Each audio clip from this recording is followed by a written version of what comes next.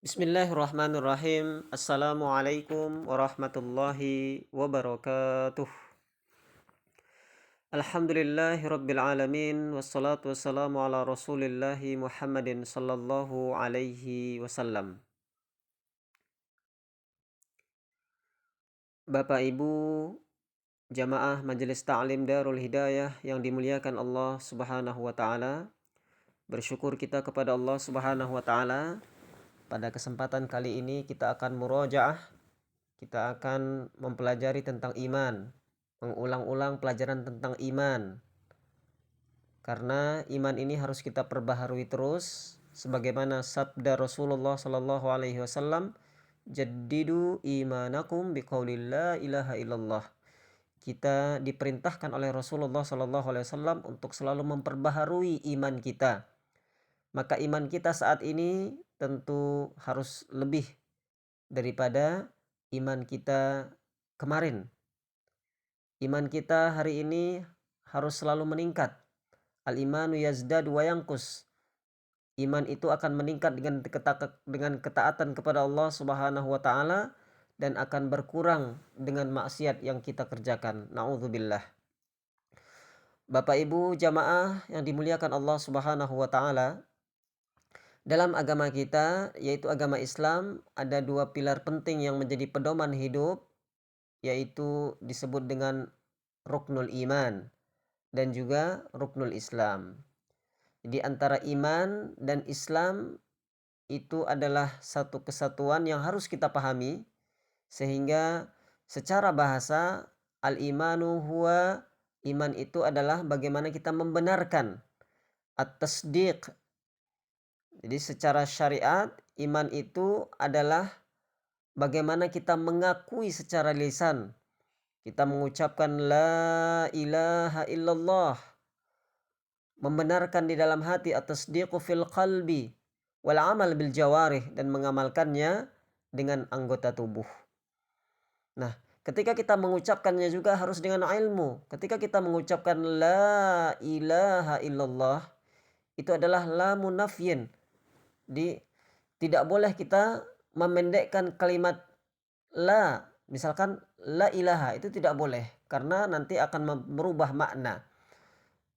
Begitupun ketika kita mengucapkan dalam ayat Al-Quran surah Al-Kafirun, la a'budu ma ta'bud, la a'budu ma ta'budun. Itu la-nya juga harus tetap panjang, tidak boleh kita pendekkan karena nanti akan mengubah makna. Dan tentu iman harus dengan ilmu. Kita mempelajari bahasa Arab, kita mempelajari Al-Quran, kita mempelajari Al-Hadis, kita mempelajari fikih, dan alhamdulillah kita dipersatukan Allah Subhanahu wa taala di majelis ta'lim ini adalah untuk kita selalu memberikan yang namanya pupuk untuk iman kita, yaitu dengan ilmu. Iman dan ilmu. Iman yang ilmiah, ilmu yang amaliyah dalam istilahnya, ilmu yang diamalkan, kemudian juga amal yang berilmu, yang ilmiah. Jamaah yang dimuliakan Allah Subhanahu wa taala, kita lanjutkan tentang pengertian iman. Tentu bukan hanya sekedar mengakui secara lisan, tetapi juga kita membenarkan dengan hati kita. Nah, inilah ahlus sunnah wal jamaah. Merujuk kepada hadis Rasulullah sallallahu alaihi wasallam, al-iman an tu'mina billahi wa malaikatihi wa kutubihi wa rusulihi wal yaumil akhir. Iman itu adalah iman kepada Allah, kepada malaikat-malaikat Allah, iman kepada kitab-kitab Allah, nabi-nabi Allah dan rasul-rasul Allah, hari akhir, wa qadrihi khairihi wa syarrihi. Beriman kepada takdir baik dan juga takdir buruk. Semuanya itu telah ditentukan oleh Allah Subhanahu wa taala. Meskipun manusia juga kita diberikan kebebasan untuk beriman atau tidak. Jadi manusia secara prinsip diberikan kebebasan oleh Allah Subhanahu wa taala ingin beriman atau tidak. Maka siapa yang memilih keimanan kepada Allah, mengikuti fitrahnya sebagai manusia, maka dia adalah orang-orang yang selamat. Dia adalah orang yang selamat. Yang pertama kita kaji bertahap, yaitu iman kepada Allah Subhanahu wa taala. Yaitu bagaimana kita percaya, kita yakin Allah itu ada. Nah, Allah itu Tuhan kita. Allah itu eksistensinya itu harus menghujam dalam diri kita. Maka saya mengkritik pemahaman bahwasanya Allah itu gaib. Nah, jadi kalau gaib berarti tidak ada. Jadi kita harus mengatakan Allah itu ada. Nah, tentu dalam konteks ilmu kalam berbeda. Ketika kita mengatakan Allah itu gaib, berarti Allah tidak ada. Karena secara bahasa gaib itu artinya tidak ada. Tapi kalau dalam pengertian Al-Quran tentu gaib ini tidak tampak mata. Tapi untuk bagaimana kita bisa memposisikan Allah itu ada, maka kita harus meyakini Allah itu ada. Ketika kita mengatakan Allah itu tidak ada, maka jatuhlah kita kepada orang-orang yang ateis. Na'udzubillah, summa na'udzubillah. Maka al-imanu billah, iman kepada Allah Subhanahu wa taala harus menghujam, harus berilmu, dan kita tetap mengucapkannya dengan lisan dengan ucapan la ilaha illallah. Kemudian beriman kepada malaikat Allah Subhanahu wa taala. Yang pertama tentu kita mengimani wujud mereka. Kita yakin memang malaikat itu ada. Selain kita percaya malaikat itu ada, tentu kita juga harus iman kepada nama-nama malaikat yang kita ketahui bersama. Tentu yang sampai kepada kita dari pelajaran-pelajaran kita sebelumnya, waktu kita masih sekolah, ada malaikat Ridwan, penjaga surga, ada malaikat Malik, ada malaikat Mungkar, Nakir, ada malaikat Israfil dan sebagainya. Itu 10 nama malaikat yang disebutkan dalam Al-Quran dan hadis. Tentu bukan berarti jumlah malaikat 10, tapi itu hanya nama-nama malaikat yang wajib kita ketahui. Adapun yang tidak kita ketahui, kita hanya mengimani secara ijmal atau secara garis besar.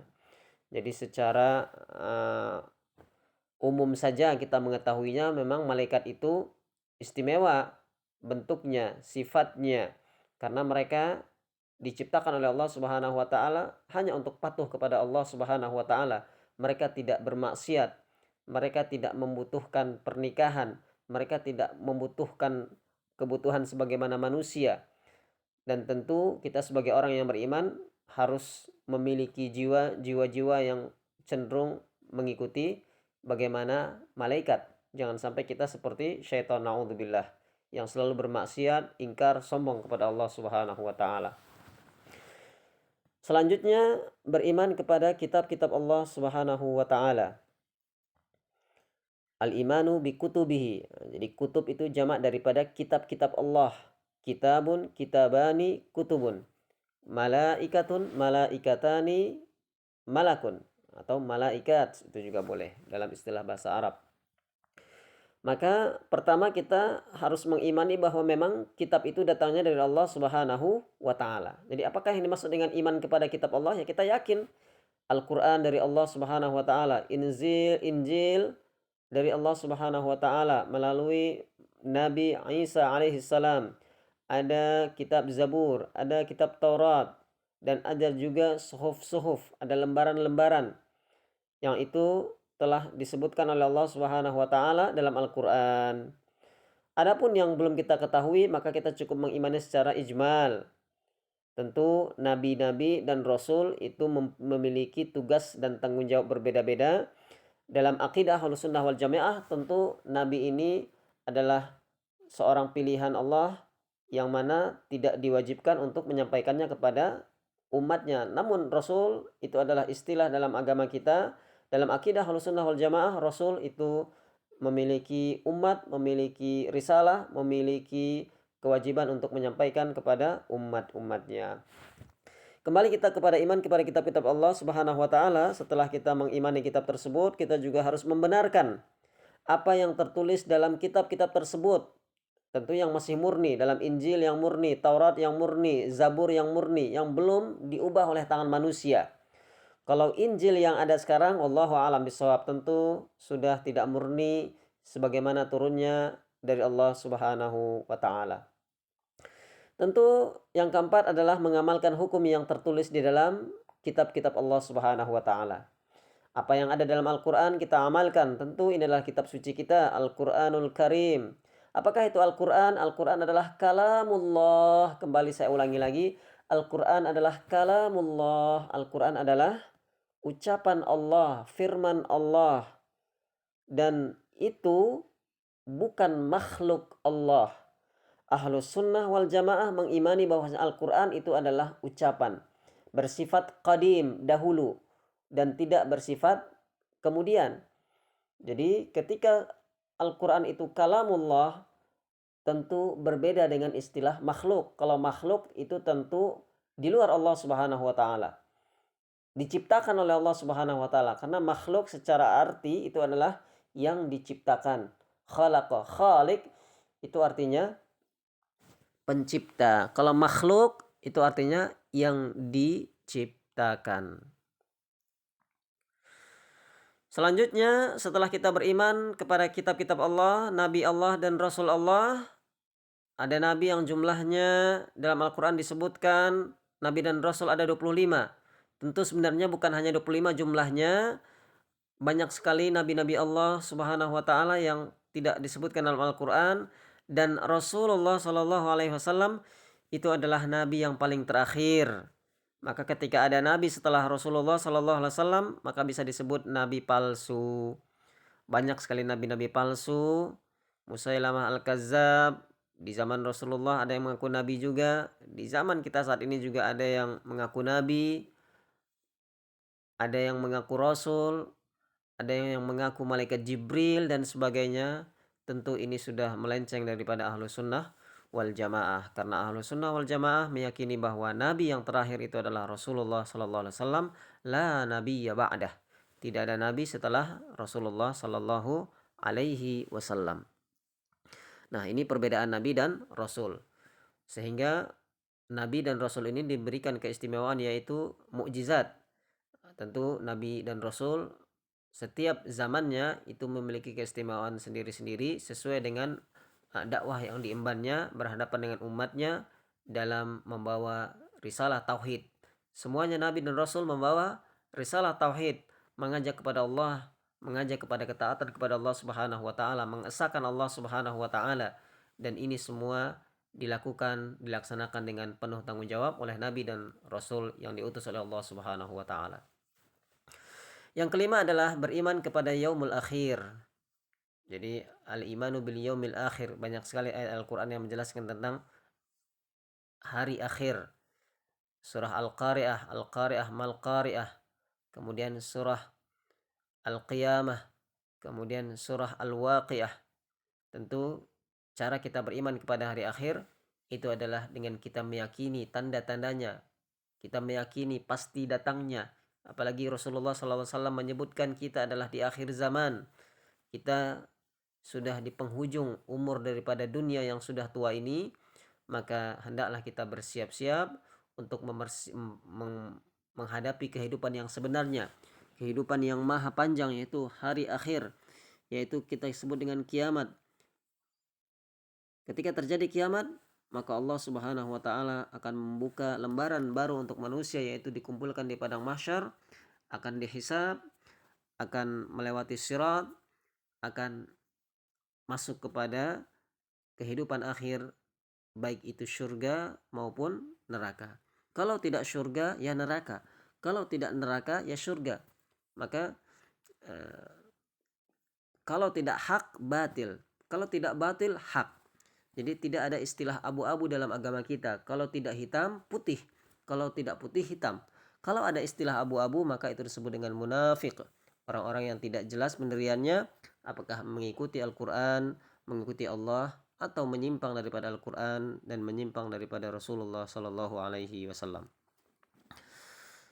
Yang terakhir yaitu adalah iman kepada qada dan qadar. Tentu ini adalah takdir, yaitu bagaimana kita mengimani semua ketentuan yang telah terjadi di muka bumi ini. Jadi sebelum kita lahir itu sudah tertulis semuanya kapan kita akan lahir. Sebelum bumi ini diciptakan itu sudah ditentukan oleh Allah Subhanahu wa taala. 50.000 tahun sebelum diciptakan diri kita ini itu sudah tertulis di Lauhum Mahfud, di sebuah kitab yang tertulis. Maka sebagai orang yang beriman, kita tidak boleh bersedih atas apa yang telah menghilang dari kita, dan tidak boleh terlalu bergembira dengan apa-apa yang datang kepada kita. Kita sebagai manusia yang beriman Ahlus Sunnah wal Jamaah biasa-biasa saja, bersyukur ketika diberikan nikmat, bersabar ketika ditimpa musibah. Inilah orang yang beriman.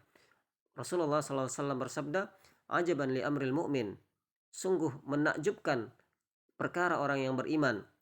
Idza asobathu as-sarra, apabila diberikan kepadanya suatu kebaikan, suatu kesenangan, maka bersyukurlah orang-orang yang beriman. Maka dengan bersyukur itu, dengan nikmat itu akan menjadi kebaikan baginya. Adapun orang yang beriman yang diberikan oleh Allah Subhanahu wa taala ujian atau takdir buruk, hilang kendaraannya, hilang keluarganya, hilang masa depannya, hilang hartanya, maka orang yang beriman tetap bersabar kepada Allah Subhanahu wa taala. Dengan kesabarannya itu dia menjadi orang-orang yang mendapatkan pahala, wadzalika khairullah. Jadi tidak ada hal yang membuat orang beriman itu bersedih.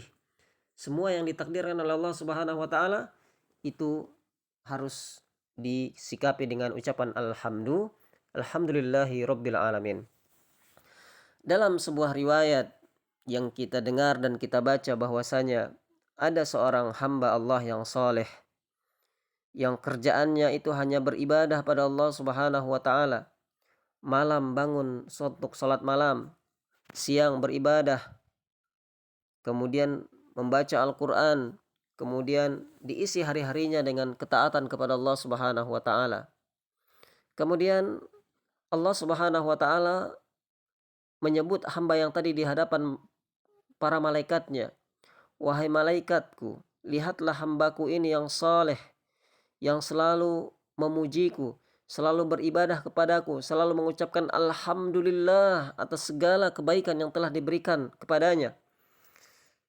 Wahai malaikat, pergilah kalian ke Lauhum Mahfud. Lihat takdir hambaku yang soleh ini, apakah dia masuk surga atau masuk neraka di akhirat kelak." Maka pergilah malaikat atas perintah Allah untuk mengecek dan melihat catatan takdir di akhirat kelak. Karena memang Allah sudah mencatat semuanya. Allah Maha tahu kita masuk surga atau masuk neraka. Diperintahkan oleh Allah malaikat tadi, apa yang terjadi, malaikat tersebut terkejut dan melapor pada Allah, "Wahai Allah, hambamu yang soleh tadi ternyata dalam catatan takdir yang telah engkau tentukan, dia masuk neraka ya Allah." Kemudian malaikat tadi diperintahkan oleh Allah Subhanahu wa taala untuk turun ke bumi. Malaikat biasa ketika menyamar sebagai manusia atau menyamar sebagai seseorang, dan dikatakanlah kepada hamba Allah yang soleh tadi, "Wahai Abdullah, wahai hamba Allah yang soleh, engkau ternyata beribadah siang malam membaca Al-Quran. Catatan nasibmu di akhirat adalah engkau akan dimasukkan oleh Allah Subhanahu wa taala ke dalam nerakanya Allah. Naudzubillah." Apa kata hamba Allah yang soleh tadi? Alhamdulillah ya ala kulli hal. Bersyukur hamba Allah yang soleh tadi dengan mengucapkan segala puji bagi Allah. Hamidallah, memuji Allah, dan dia mengatakan dalam dirinya, "Ya Allah, kalau memang neraka itu baik bagiku ya Allah, itu takdirmu, aku ridha, aku ikhlas, dan aku bersyukur atas takdir itu." Begitu tingginya keimanan hamba Allah yang tadi, yang disebutkan tadi dalam riwayat ini, sehingga malaikat pun mengadu kepada Allah Subhanahu wa taala, "Ya Allah, hambamu yang soleh tadi yang beribadah siang malam, menjaga dirinya dari maksiat, bangun malam, dan tidak ada waktunya yang sia-sia yang digunakan untuk bermaksiat kepadamu. Ternyata dia tetap memujimu ketika aku katakan padanya bahwasanya dia akan masuk neraka sesuai dengan catatan takdir, qada dan qadar yang telah engkau tentukan." Lalu apa jawab Allah Subhanahu wa taala? Mendengar laporan dari malaikat tadi, Allah Subhanahu wa taala karena Maha menghendaki, Allahu fa'alul lima yurid. Allah berkehendak atas apapun. Idza arada syai'an ayyakula lahu kun fayakun. Allah itu berkehendak, maka diperintahkanlah malaikat tadi, wahai malaikatku, karena saya begitu senang dengan hambaku yang tadi yang selalu bertahmid kepadaku, yang selalu memujiku dalam bahagia, sedih, dan dalam berita apapun. Maka wahai malaikatku, pergilah engkau ke catatan amal dengan izinku, hapuslah catatan takdirnya yang awal mulanya dia masuk neraka, ubahlah dia agar masuk ke dalam syurgaku. Masya Allah, walhamdulillah, wala ilaha illallah, Allahu akbar. Hanya dengan bersyukur, hanya dengan ridho atas takdir Allah, maka catatan akhirat daripada hamba Allah yang saleh tadi diubah oleh Allah Subhanahu wa taala karena selalu memuji Allah dalam keadaan apapun. Inilah yang bisa kita tiru, bahwasanya setiap apa yang ditakdirkan untuk kita itu kebaikan. Ajaban li amril mu'min. Rasulullah telah menegaskan, sungguh sangat menakjubkan perkara orang yang beriman. Idza asobathu as-sarra syakar. Inilah orang yang beriman. Kalau ada kebaikan bersyukur. Ada musibah, kita sekarang ditimpa musibah negara kita, ada gunung meletus, ada Covid, ada berbagai macam musibah-musibah yang lainnya, pemberontakan dan sebagainya. Itu semua harus diikuti dengan bertahmid kepada Allah. Di samping juga kita tidak boleh meremehkan hal-hal yang berbahaya untuk kita. Kita harus ikhtiar, ketika dapat musibah kita harus bisa keluar dari musibah tersebut agar menuju kepada takdir kebaikan, yaitu dihindari dari Allah oleh Allah Subhanahu wa taala dari musibah-musibah.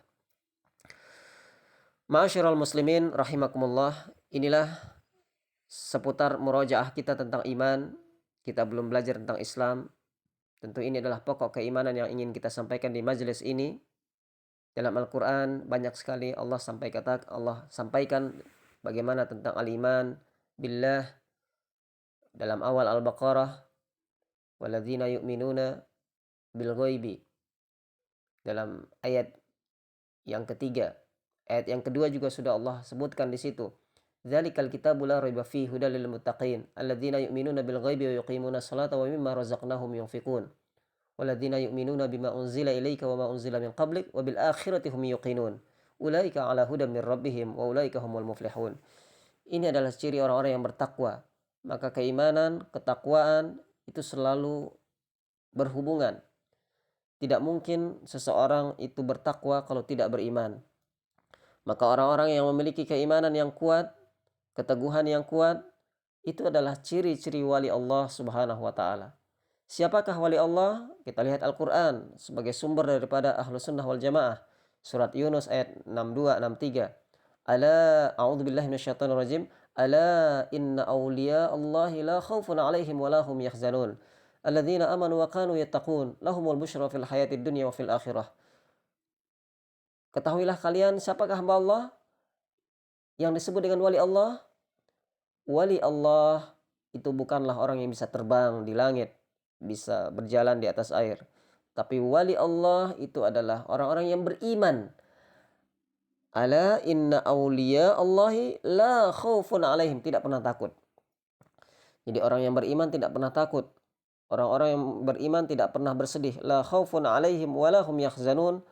Mereka ciri-cirinya tentu amanu. Mereka beriman kepada Allah Subhanahu wa taala. Amanu wa kanu yattaqun. Setelah beriman, mereka melaksanakan kewajiban rukun Islam. Mereka juga menjadi orang-orang yang memiliki titel takwa, memiliki derajat takwa di hadapan Allah Subhanahu wa taala. Wa kanu yattaqun. Lahumul busyra fil hayatid dunya. Orang-orang yang beriman, mereka selalu bahagia hidupnya. Kenapa bahagia? Mereka selalu diberikan kabar gembira oleh Allah Subhanahu wa taala. Silahkan buka Qur'annya. Surah Yunus ayat 62, 63, Al-Baqarah ayat 25. A'udzubillahi minasyaitonirrajim. Bismillahirrahmanirrahim. وبشر الذين آمنوا وعملوا الصالحات أن لهم جنات تجري من تحت الأنهار كلما رزقوا منها من ثمرة رزقا قالوا هذا الذي رزقنا من قبل وأتوا به متشابها ولهم فيها أزواج مطهرة وهم فيها خالدون. Ini adalah berita gembira dari Allah Subhanahu wa taala. Orang-orang yang mengatakan kami beriman kepada Allah, Innalladzina qalu rabbunallah tsumma istaqamu tatanazzalu alaihimul malaikah. Orang-orang yang berpegang teguh atas keimanannya, tidak goyah keimanannya, dan mereka mengatakan Tuhan kami Allah, tentu akan turun kepadanya para malaikat, dan malaikat tadi yang turun kepadanya akan berbisik kepadanya, alla takhafu wa la tahzanu wa abshiru bil jannati allati kuntum bihi tad'un. Akan ada bisikan-bisikan dari malaikat untuk orang-orang yang beriman, yaitu janganlah engkau takut, janganlah engkau gelisah, janganlah engkau bimbang, janganlah engkau ragu, janganlah engkau bersedih, dan berbahagialah. Jadi kita disuruh untuk berbahagia. Hidup ini tidak boleh bersedih, hidup ini tidak boleh gelisah, hidup ini tidak boleh selalu merenung yang itu berdampak kepada sesuatu yang negatif. Tapi hidup ini adalah berbahagia. Kita berada di taman-taman surga. Apalagi di majelis ilmu ini, kita berada di taman surga. Bagaimana kita mempelajari ilmu-ilmu yang bermanfaat itu adalah abshiru, sebuah bushra lil mu'minin. Untuk kita orang-orang yang beriman, tentu Allah akan selalu membahagiakan hati kita, akan selalu menjadikan kita umat yang terbaik, dan kita selalu berpegang teguh kepada Al-Quran dan Sunnah Rasulullah Muhammadin Sallallahu Alaihi Wasallam. Jamaah yang dimuliakan Allah Subhanahu Wa Taala, inilah yang bisa kita sampaikan pada sharing di YouTube ini. Mudah-mudahan bermanfaat. Semoga kita semuanya bisa menambah keimanan kita, menambah ilmu kita, iman yang ilmiah, iman yang amaliyah, ilmu yang amaliyah. Tentu ini semuanya harus seimbang dunia dan di akhirat insyaallah. Kita tutup dengan kafaratul majlis. Subhanakallahumma wa bihamdika asyhadu an la ilaha illa anta astaghfiruka wa atubu ilaih. Ilmu ini jangan sampai di HP kita saja. Silahkan sebarkan. Saya ijazahkan kepada antum semua apa yang saya sampaikan ini. Silahkan diajarkan, silahkan di-share, silahkan di-syiarkan agar banyak umat Islam ini yang mengenal tentang iman, mengenal tentang Islam, mengenal tentang takwa. Dan inilah risalah kenabian, kita menyampaikan apa yang disampaikan oleh Rasulullah SAW. Al-ulama warasatul anbiya. Bagaimana kita mewarisi ilmu dari Rasulullah sallallahu alaihi wasallam. Ballighu anni walau ayah. Kita diperintahkan oleh Allah Subhanahu wa taala untuk menyampaikan, diperintahkan oleh Rasulullah sallallahu alaihi wasallam untuk menyampaikan apa yang telah diajarkan kepada kita, selama itu bersumber daripada Al-Quran dan Sunnah Rasulullah sallallahu alaihi wasallam. Assalamualaikum warahmatullahi wabarakatuh. Subhanakallahumma bihamdika asyhadu an la ilaha illa anta astaghfiruka wa atubu ilaik. Barakallahu fiikum.